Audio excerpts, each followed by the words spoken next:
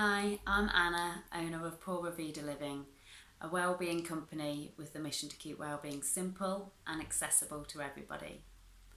And in this week's Thursday's Thought, I'm covering the topic of why within our business Pura Vida Living we take a holistic approach.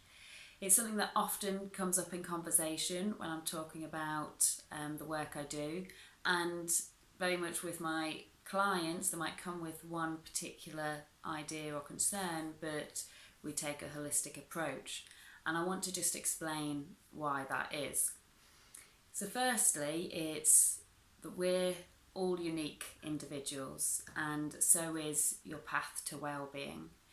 People might come to me with different stresses, different concerns, different goals, but it's about being able to take an overview of your current life. Maybe people think the stress is currently all focused around work, but actually that has a knock-on effect on your family life, your self-confidence, your health.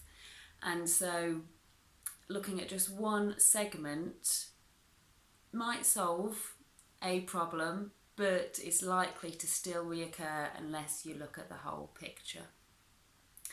And secondly, it's about also looking internally and externally.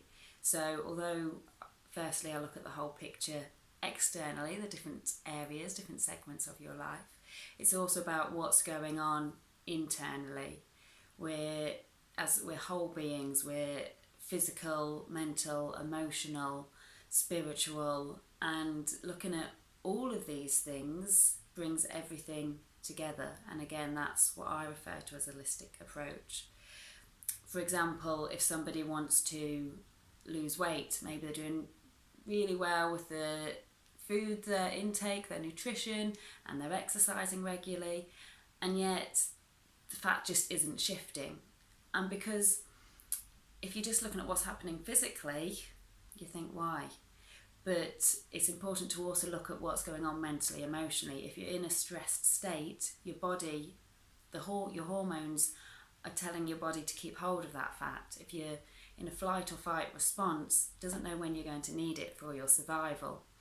So just looking at what's going on physically isn't the whole picture. We need to also look at what's going on mentally and emotionally.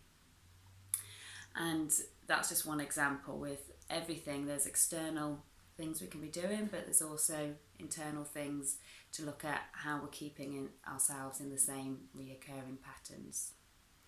So they're the two main reasons I look at a holistic approach. Firstly, it's taking an overview of your life, not just looking at where you initially think the problem might be occurring, but also looking at what's going on internally and externally in order to get those lasting results.